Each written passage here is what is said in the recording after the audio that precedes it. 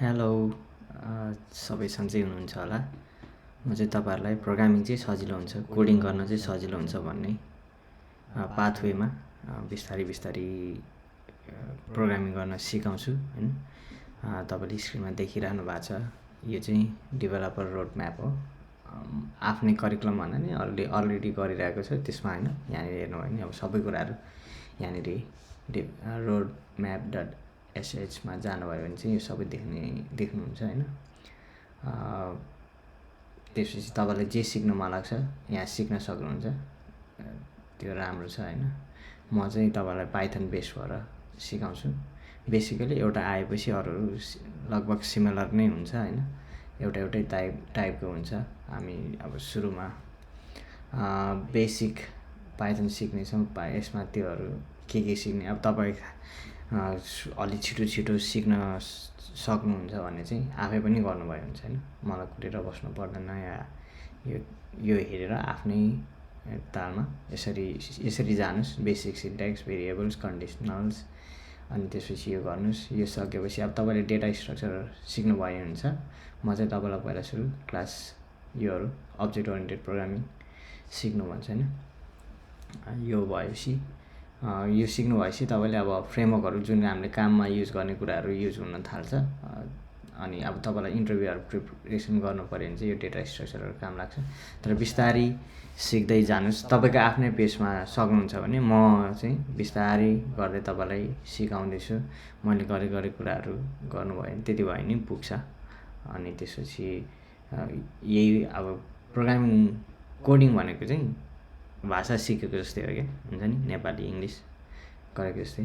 त्यस्तो गाह्रो कुराहरू हुँदैन, धेरै हामी चाहिँ आत्तिन्छौँ। त्योहरू बिस्तारै बुझेर सिक्यो भने त्यस्तो गाह्रो हुँदैन। एउटा अब हामीलाई राइस भन्न आउँछ भने नेपालीमा चामल भनेको के भन्ने, नेपालीमा के भन्छ भन्ने मात्रै हो, त्यस्तै हो। हामीलाई अब के गर्ने कसो गर्ने भन्ने हाम्रो प्रायः जस्तो रिक्वायरमेन्ट हुन्छ हैन। त्यसलाई नै प्रोग्रामिङ ल्याङ्ग्वेजमा चाहिँ कसरी गर्ने हैन भन्ने कुरा मात्रै सिक्ने हो, त्यस्तो गाह्रो हुँदैन। यो हेर्न सक्नुहुन्छ। त्यसपछि चाहिँ हामीले यो आइडिई भन्छ हैन। तपाईँले अब जस्तै हामीले खाना बनाउनु पऱ्यो भने, जस्तै राइस कुकर चाहिन्छ राइस बनाउनलाई, कराही चाहियो तरकारी बनाउनलाई हैन। त्यस्तै अब यो कोडिङ गर्नलाई चाहिँ कोडिङ गर्ने भाँडा भन्ने पनि हुन्छ क्या। आइडिई भने चाहिँ इन्टिग्रेटेड डेभलपमेन्ट इन्भाइरोमेन्ट भन्छ हैन। यो चाहिँ यसलाई भिएस कोड भन्छ। म तपाईँलाई यो भिएस कोड डाउनलोड गर्ने लिङ्क यहाँनिर यसरी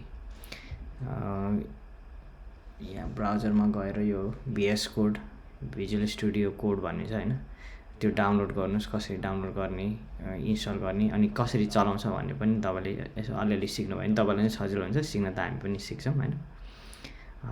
सुरुमा त्यति गरौँ, धेरै एकैचोटि सबै कुरा गर्न खोज्यो भने नि गाह्रो हुन्छ हैन। बिस्तारै गरौँ।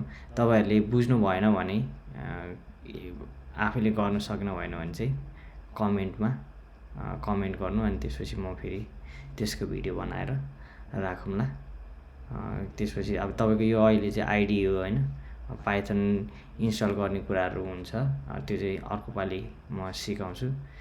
त्यसपछि बिस्तारै हामी कोडिङ त्यो मैले देखाएको रोड म्याप एसएसमा भएको कुराहरू बिस्तारै सिक्दै जान्छौँ।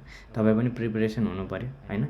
मैले मात्र गरिदिएर हुँदैन, मेहनत चाहिँ तपाईँले नै गर्नुपर्छ, तपाईँहरूले नि। हुन्छ, आजलाई यो तयारीको लागि मात्र हो। तपाईँहरूले डाउनलोड गर्नुहोस्, अलिअलि आफूले गर्न नि खोज्नुहोस्। के बुझेन यसो कमेन्टमा गर्नुहोस्, अनि हामी बिस्तारै सिक्नेछौँ है त। कोडिङ चाहिँ सजिलै हुन्छ।